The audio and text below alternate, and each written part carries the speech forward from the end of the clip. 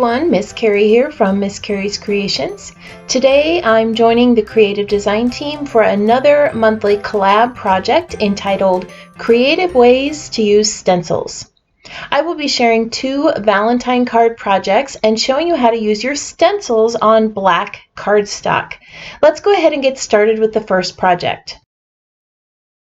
For this first card, I have a piece of black cardstock cut to 4 inches, and I'm going to be using this script stencil to create a chalkboard-like look with white picket fence distress ink. I'm going to be using a domed foam applicator to apply my ink onto the cardstock. You could use a blending brush if you like, but I have discovered that the foam applicators hold more ink and allow me to build bold ink layers on the cardstock, which is what we're going to want to do with that white ink. Now, you're going to see me continue to add ink to my applicator and go over the stencil a few times. I'm continuing to build up the ink so that I can get a deep white look. In some of the areas, I am adding a little less ink so that I can create kind of a faded look, almost like a chalkboard that's been partially erased. I'm using distress ink for this technique. This is a dye-based ink, not a pigment ink. It's going to dry quickly and fade slightly. Now, I have used pigment ink for this technique in the past, but it does take some time to dry and it will smear if you don't give it enough time to set. The dye-based ink allows for the building of color, and it also gives me the ability to create that faded look. Pigment ink is going to give you full coverage and a less distressed look. So you can choose whichever ink you would like to use, either dye-based or pigment, to give you the look that you want for this card. Okay, so now that I've finished this card, I'm going to clean my stencil and gather a few supplies to create the card. I've cut an A2 size base for the card from red pattern paper. All the papers that I'm using today are from Honeybee Stamps, Hugs and Kisses collection.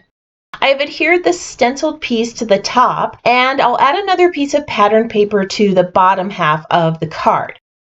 Across the center, I've cut a 1/2 inch piece of pattern paper. Now, I want to make sure that I don't add too much adhesive to either of these pattern papers because I'm going to be tucking these 2 little envelopes behind them. If you've already added adhesive, you can cut these little envelopes down to the size that you need to fit the space. The next item I'm going to add is this love die cut, but before I do that, I want to add a little bit of stitching to the card, so I'm going to go off camera and add that real quick. All right, so I have added some hand stitching, and I've decided that I want to leave a little thread trail on this card. So to do that, I'm going to create a little knot at the end of the stitching line, and then I'm going to cut off the thread so that I have a nice little tail. Now I'm going to play with the thread just a little bit to soften the fibers and make it a little bit more trainable.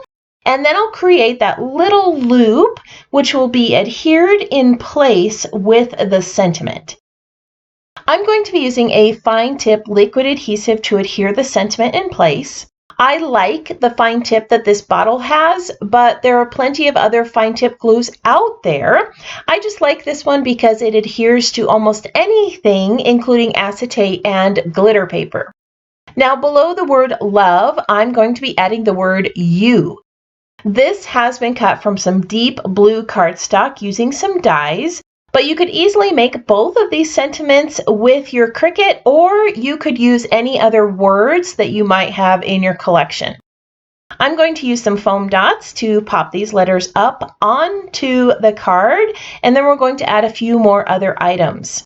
Next to the word you, I'm going to add a little black heart die cut, and then I'm going to frame the sentiment with an acrylic black bracket. I love how that pulls everything together and brings some of the black from the stenciled piece down to the base of the card. The last step is to add a few black dots, and this card is complete. Take a look at that. It has such a masculine feel to it.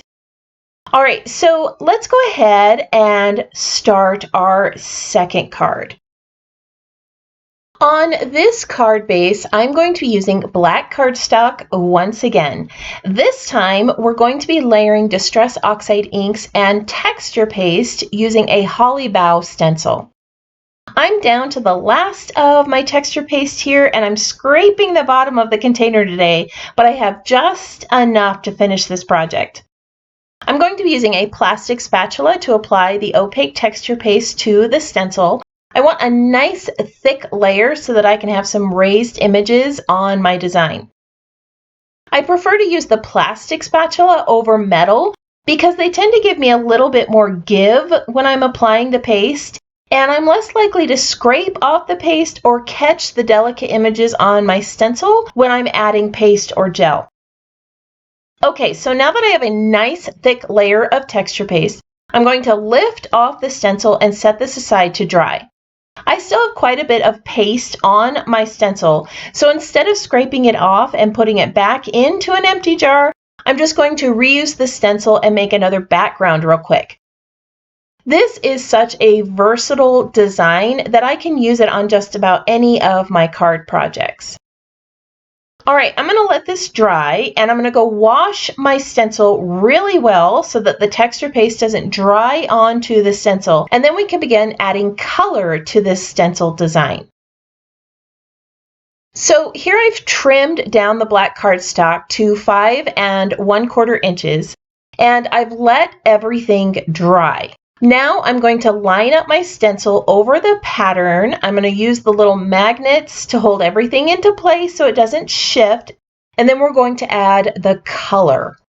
So I am going to start with Speckled Egg Distress Oxide ink, and I'll be applying it with a flat foam blender. I really should have grabbed a dome shape blender because that would have made it easier to add color to the individual images. But since I'm using a flatter foam blender, I'm just applying the ink at an angle and trying to be really careful that I don't get any ink on the other images. Now, I decided to apply color to the texture paste to really make that design pop off the black cardstock. Distress Oxide inks will show up on black cardstock, but they fade a little bit into the black, which is perfect for some designs and applications, but for this card, I really wanted a good depth of color and texture, so I chose to use the paste as a base layer for my stencil design. If you're having difficulty with your foam blender, I also like using smaller blending brushes or small finger brushes, and that's exactly what we're going to do for the next color, which is Crackling Campfire. Here I'm going to use the small blending brush to apply the color. I like using the foam blenders because they hold more color, but this ink is really dark and the brush is going to help soften it a little bit on my design. Once again, I am just going to add color to specific leaves. I am creating a triangle with my random shading so that it looks a little bit more balanced as I add color. Now, you might be thinking to yourself, blue and orange are not Valentine colors. What is this lady doing? Now, I did choose these colors for a few reasons. These two cards are being mailed to my sons, and I wanted them to have a more masculine feel. I also chose colors to match the paper I'm going to be using, which is why I'm adding a little antique linen to the design right now. Once you see the papers that I choose, you're going to be able to see how it all pulls together beautifully. Okay, now it's time for the big reveal. Take a look at how those colors just pop off the black cardstock. And that texture, I just love how multi-dimensional this background is. All right, I'm going to let this set for about 10 minutes to allow that Distress Oxide to soak into the texture paste and set up so that I don't smear the design. I'm going to go gather a few supplies and we're going to put together another card.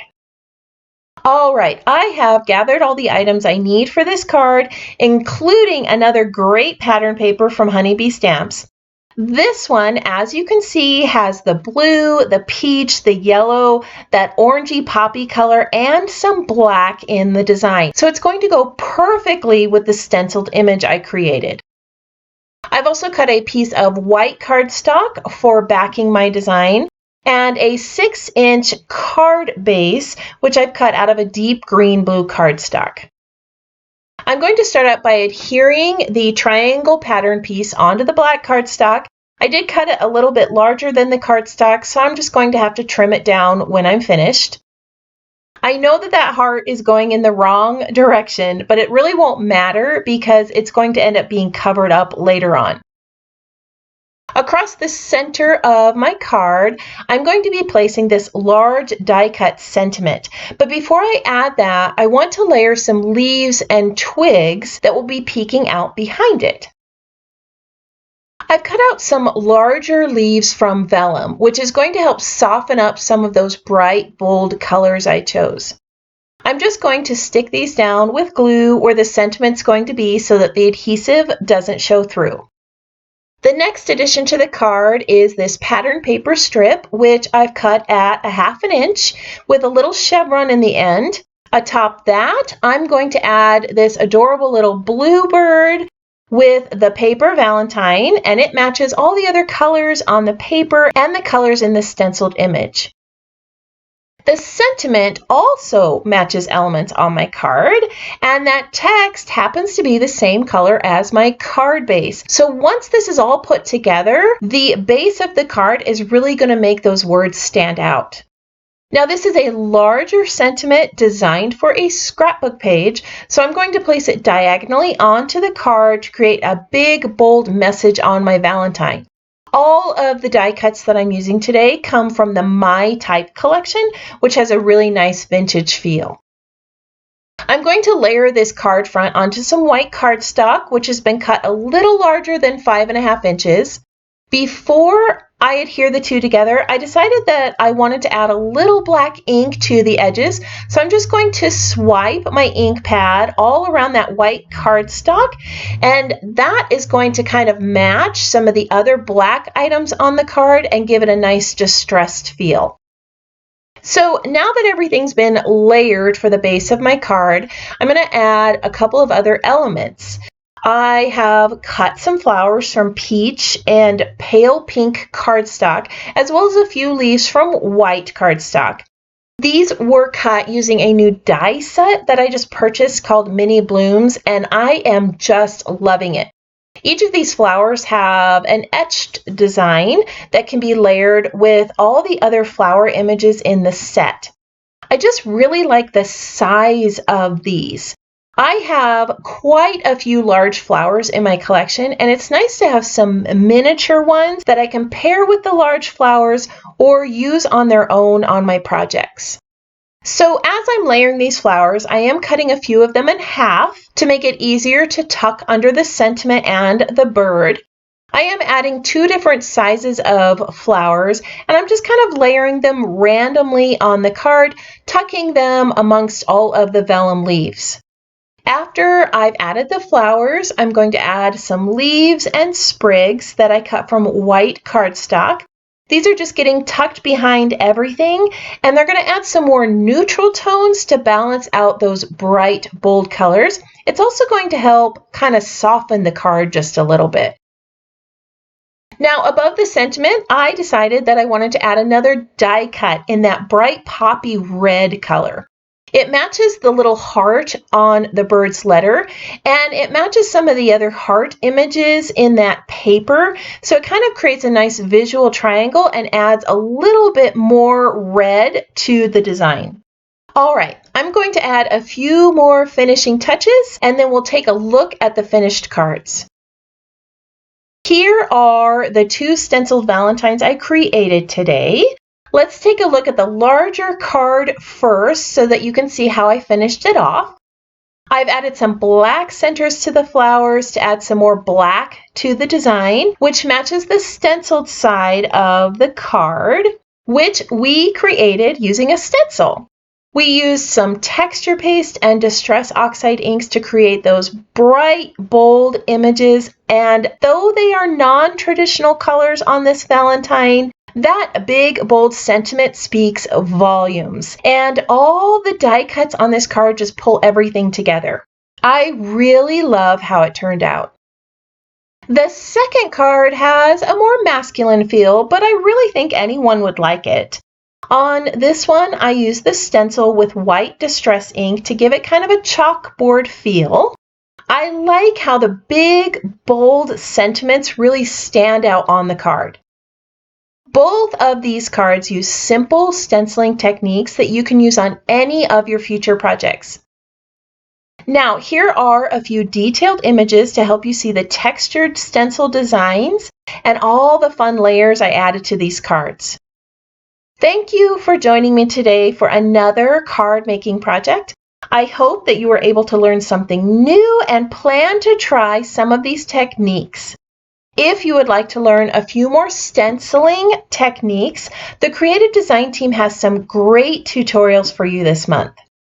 In the description below, I have added links to each of their channels, as well as the list of supplies I used and a link to my project blog post.